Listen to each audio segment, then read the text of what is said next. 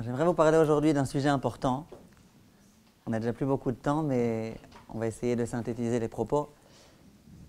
Comment faire pour ne pas devenir tordu? On voit Baruch Hashem autour de nous énormément de personnes qui sont tordues. Ça veut dire que c'est des personnes qui se disent être religieuses, qui se disent être droites, qui se disent étudier la Torah, et qui, lorsqu'on les voit se comporter avec nous, avec d'autres personnes, on voit qu'a priori, ils sont complètement tordus. Ce n'est pas qu'ils ne sont pas droits, c'est qu'ils sont tordus. Mais eux-mêmes, quand on parle avec eux, les bons amis qui les écoutent, etc., ils sont sûrs qu'ils sont droits. Et ce problème-là, qui guette nos amis, les personnes qui se trouvent autour de nous, il nous guette à nous tous. Comment faire pour devenir tordu? Si quelqu'un est venu ici pour apprendre à devenir tordu, je vais vous donner le conseil tout de suite. Ou comment faire pour essayer d'éviter au maximum de le devenir. Dans la paracha qu'on a lue cette semaine, on a rencontré un homme, pas très sympa, qui s'appelait Paro. La Torah nous dit « Vayakom melech hadash al Mitzrayim » il y a un nouveau roi qui a pris le pouvoir en Égypte. C'est qui ce nouveau roi? Il y a une marloquette dans la Gemara. Certains disent que ce nouveau roi, c'était le même roi qu'avant. D'autres qui disent non, c'est écrit nouveau, c'est forcément qu'il était nouveau, c'est un autre roi. Et quelle était la particularité de ce roi? Asher lo yada et Yosef, c'est qu'il ne connaissait pas Yosef. Dit la Gemara, si on considère que c'était le même roi, alors on ne comprend pas pourquoi il écrit Melech Hadash, et on peut peut-être comprendre, et on ne comprend pas non plus pourquoi il ne connaissait pas Yosef. Alors dit la Gemara, Melech Hadash, si on dit que c'était le même roi, Shnitratshuk Zerotav. C'était vraiment le même roi, le même homme, la même personne. Simplement, sa politique à l'égard du peuple juif s'est infléchie dans le sens de la cruauté, de la méchanceté. Alors ça veut dire quoi, Asher lo yada et Yosef? Qu'il ne connaissait pas Yosef. Yosef, c'était le vice-roi d'Égypte, c'était pas n'importe quoi. Comment on peut être Paro et d'un jour devenir complètement amnésique, oublier Yosef? C'est impossible. Alors ma politique, elle change, d'accord, mais Yosef reste là, mon souvenir existe. La gratitude que je lui dois à ce brave homme qui a sauvé l'Égypte tout entière d'une famine terrible, eh ben, elle doit rester. Dit Rashi, alors ça veut dire quoi, Asher lo yada et Yosef? Asa et atzmo keilu eno makiro. Il a créé une théorie selon laquelle il ne connaît pas Yosef. En français, on dit il a méconnu Yosef. Ça veut dire, bien sûr, je le connais. Yosef, je le connais. Simplement, j'ai fait semblant que je ne le connaissais pas. Ça veut dire quoi, faire semblant que je ne le connais pas? Un homme tellement important, qui avait tellement de pouvoir. Visiblement, il s'est échafaudé une théorie selon laquelle l'Égypte aurait pu s'en sortir sans Yosef, selon laquelle on n'avait pas tellement besoin de lui, selon laquelle tout ce qu'il a fait, il ne l'a fait que pour lui. On peut toujours trouver tout type d'explications pour dénigrer les personnes qui ont fait des grandes choses. Donc Paro s'est servi de cette théorie-là. Il a créé une nouvelle thèse. Je ne connais pas Yosef. Comment ça se fait? Pourquoi il a oublié Yosef? Pourquoi il a créé une nouvelle théorie? Réponse très claire. Paro voulait s'en prendre au peuple juif. Il voulait lui faire du mal. Comment on fait pour faire du mal au peuple juif alors qu'on sait qu'on doit tout au peuple juif? On doit tout à Yosef. C'est pas possible. On ne peut pas faire du mal aux gens qui nous ont fait tellement de bien. Quelqu'un m'a sauvé la vie et je vais venir moi et le tuer et m'asservir de lui, de ses enfants, etc. C'est impossible. Alors comment on fait? Eh bien, on crée une nouvelle théorie. Tant que je me rappelle que Yosef, je lui dois tellement, je ne peux pas me faire du mal, je ne peux pas m'en prendre à ses enfants, à ses frères, à sa famille. Alors qu'est-ce que je fais? Je me crée une nouvelle théorie, que Yosef est inexistant, qu'il n'a rien fait, qu'on aurait pu se passer de lui. Et d'un coup, je peux m'autoriser beaucoup de choses. A priori, on peut se poser la question. Si jamais Paro c'était un homme tellement humaniste, qui avait de tellement bonnes qualités morales, qui connaissait la valeur de la gratitude, alors au moment où il s'est souvenu de Yosef, ben, il aurait dû s'en souvenir jusqu'au bout. Il aurait dû se souvenir de tous les bienfaits que Yosef a fait pour l'Égypte. Et donc ne pas s'en prendre à sa famille. Au lieu de se souvenir et de faire semblant qu'il a oublié. Ça aurait été plus simple. Réponse, non. Paro, il avait envie d'une part de se croire être droit, c'est vrai, mais d'autre part, il avait aussi envie de faire ce qu'il voulait. Faire ce que je veux, ça veut dire maintenant je veux asservir les Béné Israël, j'ai peur qu'ils nous fassent la guerre, j'ai peur qu'ils deviennent trop nombreux, je fais ce que je veux. Ah, mais si je fais ce que je veux, je vais finalement arriver dans un asile, parce que je ne peux pas supporter. Ma conscience ne supporte pas que je fasse du mal à quelqu'un qui m'a fait du bien. Il y a une solution. Je fais ce que je veux, ça c'est sûr, c'est un acquis, mais je me crée une théorie selon laquelle je peux justifier mon comportement à l'égard du peuple juif. C'est exactement ce que Paro a fait. Ça veut dire qu'on voit de là un point qui est super important. C'est que chaque être humain, juif ou pas, étant donné qu'il a été créé par Hachem, étant donné qu'il a une neshama, il a une neshama qui le fait tendre vers la perfection, qui le fait tendre vers Akadosh Baruch Hu. Hachem nous a créés, et Hachem nous a créés avec une aspiration de lui ressembler. Chaque homme a au plus profond de lui-même une aspiration d'être droit, d'être un bon homme, de faire des choses positives. Et là se pose le problème. Est-ce que je vais me donner les moyens d'arriver à mes exigences? Est-ce que effectivement je vais faire attention à bien me comporter pour pouvoir être parfait? Ou est-ce que je vais mal me comporter? Je vais faire ce que je veux? Simplement l'essentiel, c'est d'avoir bonne conscience. Comment je me donne bonne conscience? C'est pas compliqué, je crée des théories et puis je justifie un comportement qui n'est pas justifiable. Paro a opté pour cette seconde option, c'est le plus simple. Je fais ce que je veux et puis après on arrondit les angles. Comment on arrondit? On pourra toujours trouver des bonnes raisons pour justifier ce qu'on a envie de justifier. Ça, c'est le point important qu'il faut qu'on sache. Et on le voit dans énormément de domaines. Je vous donne un exemple. On aperçoit un rave, par exemple, un posek halachot, qui a fait quelque chose qui a priori n'est pas tellement permis. Un bon ami à lui vient le voir, il dit « Pourquoi tu as fait ça? C'est permis ou c'est interdit ?» Là, deux possibilités. Soit il est honnête, soit il ne l'est pas. S'il est malhonnête, qu'est-ce qu'il va faire? Il va dire bien sûr que c'est permis. D'ailleurs, je vais te prouver.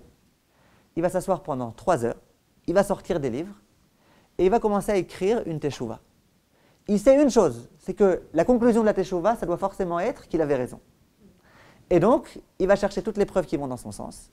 Dès qu'il va voir qu'il y a des choses qui ne vont pas dans son sens, il va les oublier, les méconnaître, les occulter. Et puis finalement, tu vois, j'avais raison. Conclusion de la halakha, c'est que j'avais raison. On peut être sûr que toute la tchouva qu'il a écrite est complètement stérile, elle n'a aucun sens, elle ne vaut rien du tout. Une fois qu'il aura écrit cette tchouva, qu'est-ce qu'il va faire dans sa vie de tous les jours? Il va se comporter conformément à la conclusion à laquelle il est arrivé. Bien sûr, j'ai raison, il faut que j'ai raison. Donc c'est quoi la halakha? C'est la dernière ligne. Quand il va donner un cours celui-là, il va dire, vous savez c'est quoi la halakha? Un jour j'ai écrit une teshuva, la conclusion c'est ceci et cela. Et de cette façon-là, il va s'habituer à vivre dans le mensonge. Pourquoi? Il avait au début besoin d'argumenter le comportement qu'il a eu, alors qu'il savait très bien à l'intérieur de lui que ce n'était pas forcément vrai. Il ne s'est pas donné la peine d'accéder au Hémet. Il n'avait qu'une envie, c'était d'avoir forcément raison. Qu'est-ce qu'il a fait? Il est devenu tordu. Il a écrit une tchouva tordue. Il argumente des choses tordues. Il va entraîner les autres à être tordus. Et puis, au fur et à mesure, avec les années, ça va devenir un petit paro. Quand même pas paro, il ne faut pas exagérer, c'est comme quelqu'un qui étudie la Torah. Mais ça va devenir un petit paro. Et ça existe. Ça existe. Quand on étudie dans des kolélim, on voit des avrechim, on est avec des gens, on voit, il y a des gens, il faut forcément qu'ils aient raison. Ils peuvent dire des bêtises où il y a 15 personnes qui vont se moquer d'eux, tellement que c'est des bêtises qu'ils disent pour argumenter leur comportement. Peu importe, que tout le monde rigole, ça ne change rien du tout. Le posek qui va être moral, qu'est-ce qu'il va faire? Il va dire, tu m'as posé une bonne question, est-ce que c'est bien ce que j'ai fait ou pas? La vérité, je n'ai pas pensé, je n'ai pas réfléchi, j'ai eu un petit etc. Je ne sais pas.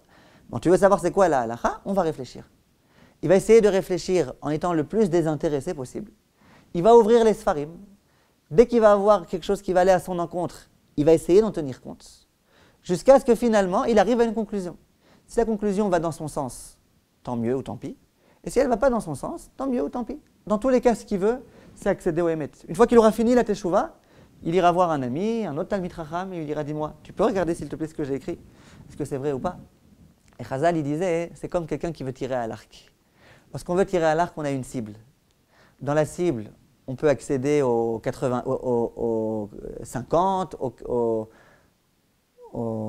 60, aux 90, et puis il y a un tout petit rond qui est le 100. Si je veux réussir, il faut vraiment que ma flèche percute la cible, le centre de la cible. C'est pas facile. Comment on fait? Eh ben, on doit s'exercer, il n'y a pas d'autre choix que de s'exercer, de se fatiguer, de se tuer, jusqu'à ce qu'après des heures entières d'exercice et d'entraînement, on puisse quelquefois atteindre la cible. Il y a d'autres personnes, qu'est-ce qu'ils vont faire? Ils vont dire c'est trop compliqué tout ça, ça m'a pris la tête, ils vont prendre l'arc, ils vont tirer, et puis ensuite ils vont dessiner la cible autour de la flèche qui est déjà plantée, bien évidemment avec le sang tout autour de la flèche. C'est exactement ça dans la vie. Dans la vie, il y a des personnes qui veulent accéder au Hémet. Comment ils accèdent au Hémet? Eh bien, ils se fatiguent, ils réfléchissent à chaque acte qu'ils vont essayer d'accomplir. Ils vont se donner de la peine. Et puis finalement, avec beaucoup d'années de travail assidu et acharné, ils vont accéder au sang. Il y a d'autres personnes qui veulent le travail facile. C'est quoi le travail facile? J'ai forcément raison. Maintenant, on va créer des théories pour prouver que j'ai raison. C'est pas compliqué ça. De prendre un stylo et d'écrire 100, c'est pas du tout compliqué. C'est malheureusement ce que beaucoup de personnes font. Et c'est un risque qui nous guette, je répète, à tous. Et c'est ce que Paro a fait. Qu'est-ce que Paro a fait? Paro a dit, moi il faut forcément que j'ai raison. Mais pourtant, tu n'as pas raison. Regarde comment tu te comportes avec le peuple juif qui t'ont fait tellement de bien. Tu n'as pas raison. Tu n'es pas du tout humaniste, là. Comment tu te comportes? Réponse, si. C'est qui Yosef? Yosef, ouais. Pourtant, il y a 2 jours, tu ne disais pas ça. Non, il y a 2 jours, je ne disais pas ça. Maintenant, je dis ça. Pourquoi Paro avait forcément besoin de se légitimer? Parce qu'il avait besoin de se sentir être un homme. Il ne pouvait pas se sentir être un méchant. Donc, il s'est justifié. Les juifs religieux, ils ont un problème encore plus grand. C'est que, malheureusement, on a reçu la Torah qui a un bon dos. La Torah, elle a un très bon dos. Ça veut dire quoi, la Torah a un bon dos? Ça veut dire on peut faire les pires bêtises en disant que c'est parce que c'est pour la Torah, c'est Shem Shamaim. Voilà. Le mot clé, les Shem Shamaim. Pour les Shem Shamaim, on peut faire les pires avérotes, mais c'est Shem Shamaim. Combien de fois on voit des avérotes qui sont commises? Les Shem Shamaim. Les Tzorech HaKeila. C'est pour le bien public, donc on peut écraser des gens, des privés, c'est pour le bien de la collectivité. Combien de fois on voit ça? Et ça, c'est un problème. C'est un vrai problème, parce que la Torah, il ne faut pas qu'elle ait bon dos. La Torah nous demande d'accomplir des mitzvot, il faut qu'on les accomplisse. Je vous ai raconté une fois, mais je ne peux pas me manquer de vous la répéter, cette histoire-là, parce qu'elle illustre très bien les propos. Alors je vous la répète, je l'ai déjà raconté peut-être 2-3 fois, mais si vous me permettez, je la répète. Un jour, dans le Beit Din du Rav Nissim Karelitz, il y a 2 plaignants qui sont venus. C'était à Bnei Brak, les 2 comme ça, bien habillés, avec une longue barbe, des longues péotes, un grand chapeau. Les 2 sont arrivés. Le Rav Nissim, il leur dit, oui, qu'est-ce que vous voulez? Alors le premier prend la parole, et il dit, voilà, il y a quelques années, il y a mon voisin qui avait envie de ragrandir sa maison. Il est venu me voir, et il m'a demandé, est-ce que tu es d'accord de signer sur les papiers? Parce que j'ai besoin de ton accord, de la même façon que j'ai besoin de l'accord de tous les voisins. Est-ce que tu es d'accord de signer? Vous vous rappelez de l'histoire? Alors, il dit, et moi, bien évidemment, il dit, très cède, bien sûr que j'ai accepté de signer. J'ai signé immédiatement, sans réfléchir, sans me demander l'avis à ma femme. Je lui ai même proposé un emprunt. J'ai vraiment fait tout ce que je pouvais pour l'aider. Rabbi Simcha dit, bon, très bien, kol hakavod, comment je peux vous aider? Il dit, ben, figurez-vous que le charlot là que vous avez à côté de vous, vous le voyez? Non, j'ai mal dit. Il dit, figurez-vous que ces derniers temps, moi aussi, Baruch Hashem, j'ai eu beaucoup d'enfants. Et dans un 2 pièces, je ne m'en sortais plus. Donc j'ai eu envie, moi aussi, de agrandir ma maison. Donc j'ai été voir tous les voisins, y compris ce charlot, et je lui ai demandé de bien vouloir signer. Figurez-vous, Rav, vous ne me croirez pas, il a refusé. Le Rav s'adresse à l'autre et lui dit, c'est vrai que vous avez refusé? Il dit, parfaitement. Il dit, peut-être que l'autre, il m'a mal rapporté les données. Il dit, non, très bien rapporté, tout est vrai, chotem. Alors le Rav lui dit, mais pourquoi tu n'acceptes pas de signer? Quand toi, tu avais besoin, lui, tu as signé, maintenant lui, il a besoin, pourquoi tu refuses quoi? Ça va te faire un peu d'ombre, ça va te déranger? Il dit, non, ça ne va pas me déranger. Il dit, mais pourquoi tu refuses? Il dit, Rav, je ne comprends pas votre question. Il dit, bon, pourquoi tu ne veux pas l'aider? Qu'est-ce qui se passe? Il dit, je ne comprends pas votre question. Il dit, pourquoi tu ne comprends pas ma question? Il dit, je vais t'expliquer. L'autre que vous avez là en face de moi, ce charlot là, qu'est-ce qu'il a lui? Lui, il y a quelques années, il avait, Baruch Hashem, eu beaucoup d'enfants. Il avait envie de agrandir sa maison. Non. Il y a quelques années, excusez-moi, il y a quelques années, moi j'avais envie de agrandir ma maison. Jusqu'à présent, tout est bien, tout est normal, ça va? Oui? Je veux que vous suivez. D'accord? Il dit donc, moi, j'ai été voir le voisin, là, l'autre Charlot, et lui, il a signé. Kvod Harav, c'est normal qu'il ait signé ou pas? Bien sûr que c'est normal. Mitzvah chesed, chesed, chesed, il faut signer. Pourquoi pas? Quelqu'un te demande une tova, pourquoi pas? Vous le voyez là, avec sa barbe, son frac derrière, les deux boutons là derrière. Chesed, chesed. Le Rav, il dit, Nachon. Il dit, maintenant, regardez. Au bout de quelques années, lui, ben, soi-disant, il a beaucoup d'enfants, blablabla, il a envie de agrandir sa maison. Qu'est-ce qui lui a pris, Pitom, de vouloir agrandir sa maison? N'était-ce le fait qu'il a vu que moi j'ai agrandi ma maison, qu'il a commencé à être ouvert sur le lave de l'autre Armoïde, il a commencé à convoiter, et donc maintenant, hein, vous croyez que moi je vais accepter, je vais cautionner sa Avera qui commet à chaque instant de convoiter les biens de son voisin? Sûrement pas. Et je ne comprends pas, Rav, pourquoi vous dites ça. C'est une vraie histoire? Vraie histoire, dans le Bet Din du Rav Nissim Karlitz. Pourquoi je raconte cette histoire? Parce que cette histoire, elle illustre bien ce que je viens de dire. Il y a un homme ici qui est un Racha ou Mroucha. Qu'il le veuille ou non, Racha, en tous les cas dans ce point précis, c'est un Racha ou Mroucha. Il a envie de faire du mal, il n'a pas envie de faire de bien. Simplement, il veut se sentir être bien, il faut bien que son frac lui aille bien. Donc comment il fait? Il trouve un argument. Pas plus intelligent que l'argument de Paro. Paro, il ne connaissait pas Yosef, moi je connais une mitzvah, l'otachmod. Et donc quoi? Sur le dos de la Torah, on va pouvoir faire les pires atrocités. On ne comprend même pas comment un Gdol Hador comme Rav Nissim Karlitz n'est pas capable de comprendre ce shikoul que lui il a fait de façon tellement évidente et naturelle. La Torah, il ne faut pas qu'elle ait un bon dos. La Torah, il faut qu'on l'accomplisse, il faut qu'on accomplisse les mitzvot comme il faut, dans le moindre détail. Et de penser que puisque je viens faire des grandes choses, par exemple, je peux écraser les autres, ça c'est complètement faux. Pourquoi je prends cet exemple-là? Parce que je me rappelle d'un exemple très précis dans un Bet Knesset, où l'avant-veille de Yom Kippour, il y a le Rav de la communauté qui appelle le Gabaï du Bet Knesset. Et il lui dit, j'ai besoin que tu viennes dans 5 minutes au Bet Knesset, il faut attacher sur les chaises les noms des fidèles qui ont acheté les places. Alors il lui dit, écoutez Rav, la vérité, ma femme là, elle est malade, les enfants ils sont tous à la maison en train de gémir, en train de pleurer, je ne peux pas, mais vous inquiétez pas, je verrai ce soir s'il faut, même à minuit, je mettrai les étiquettes. Et entre guillemets, Rav lui dit, tu viens tout de suite. Il dit, mais Rav, ma femme, elle va me tuer, c'est pour le bien de la collectivité, il n'y a pas de question. Pour le tzibour, il faut venir tout de suite. Et l'autre, eh ben, le Rav lui dit, il a été au Bet Knesset pour coller les étiquettes au moment où le Rav voulait. Et la femme, c'est elle après qui a raconté l'histoire, en se plaignant bien évidemment. Pourquoi? Parce que quelquefois on pense, pour le bien de la collectivité, on peut écraser les gens. Pour le bien de la collectivité, on n'écrase personne. Et si on écrase des gens pour le bien de la collectivité, ce n'est pas une mitzvah, il n'y a que du mal qui peut être créé de cela. Et ça, il faut qu'on le sache, c'est très très très important.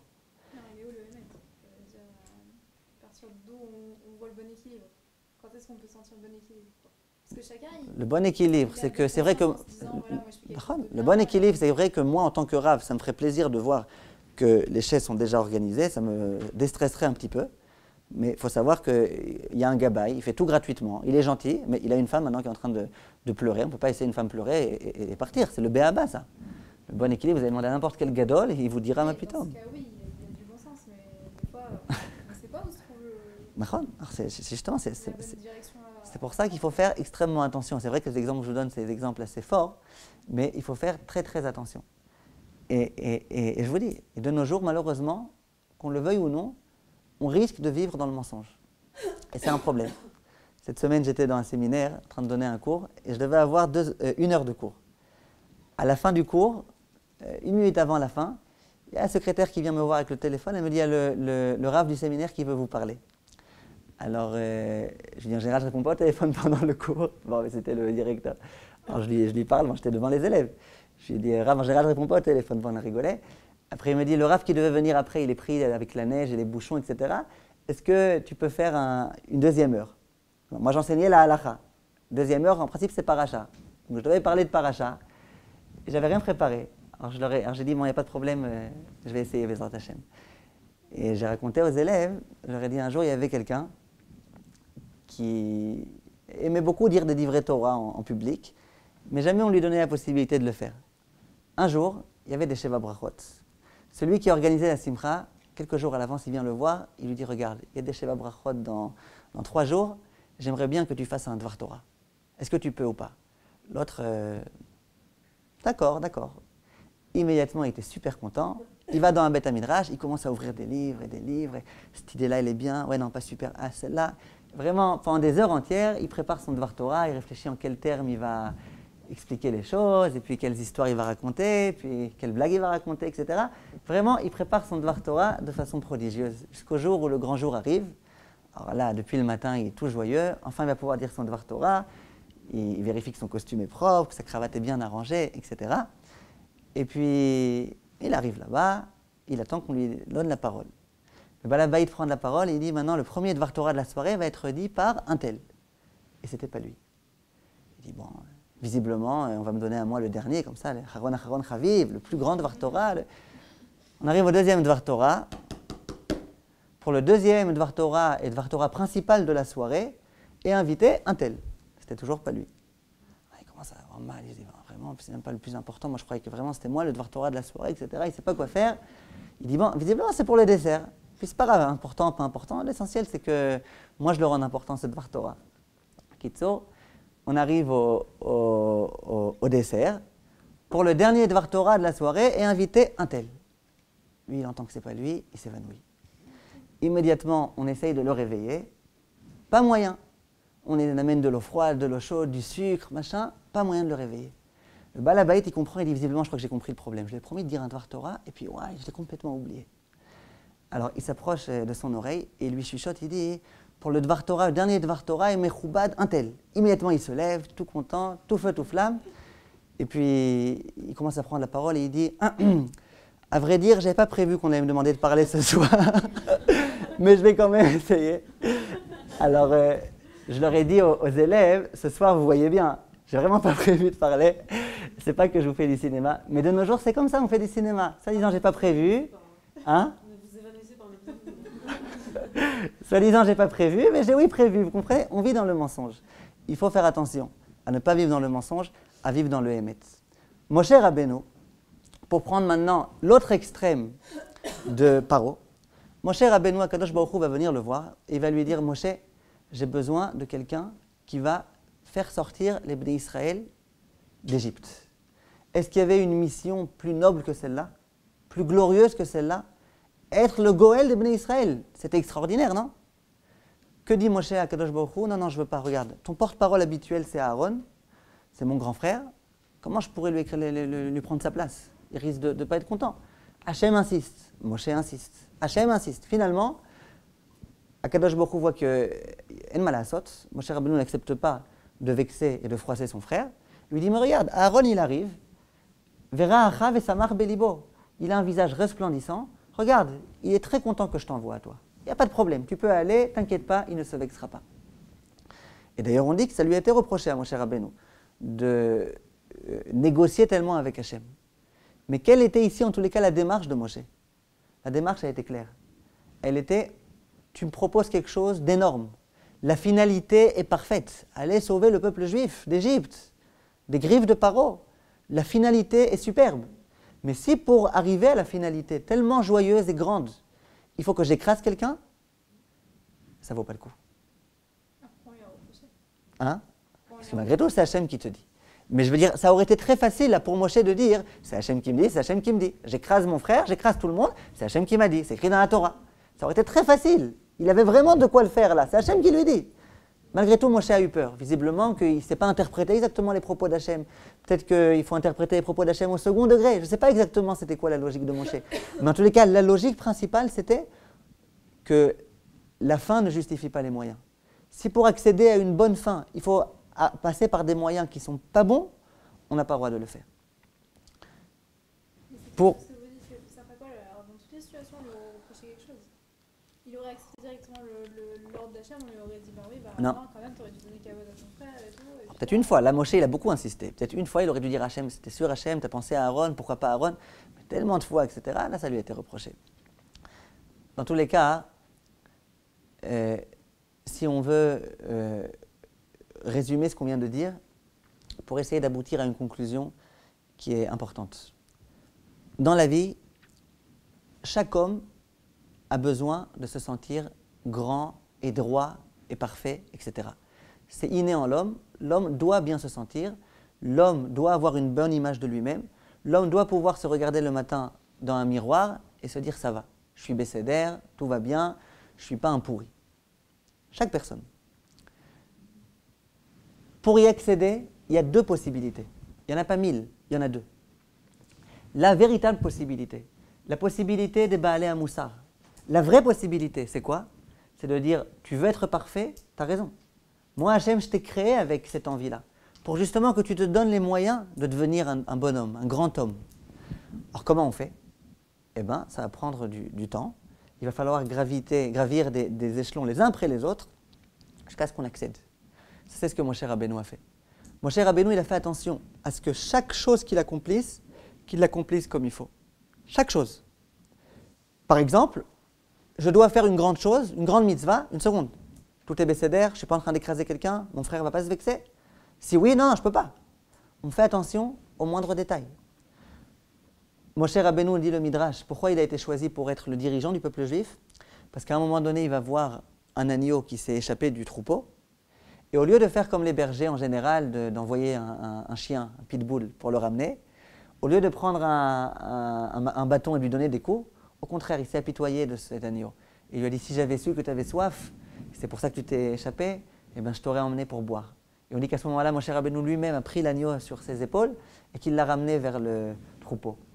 Akadosh Baruch Hu a dit à Moshe Rabbeinu, si tu es capable de t'apitoyer d'un petit agneau, c'est toi qui es apte à être le dirigeant du peuple juif. Parce que pour supporter le peuple juif, il faut vraiment être capable de s'apitoyer, il faut vraiment être capable de comprendre les souffrances de tout un chacun. Et ça, c'était Moshe Rabbeinu. Et dans les moindres détails, on nous dit que la raison pour laquelle Paro n'avait pas asservi le Shevet Lévi, c'était parce qu'il avait entendu dire que le Goël, le sauveur des Juifs, il proviendrait du Shevet Lévi. Et c'est vrai, c'est normal. Quelqu'un qui ne connaît pas la souffrance, quelqu'un qui n'a pas connu cette expérience, n'est pas capable de comprendre cette expérience. Moshe Rabbeinu, il n'a pas connu l'asservissement et malgré tout, il était capable de comprendre. Vaïgdal Moshe, vayetse elechav. Ça, c'est un grand homme qui fait attention à chaque chose. Et Batia, c'est ce qui s'est passé.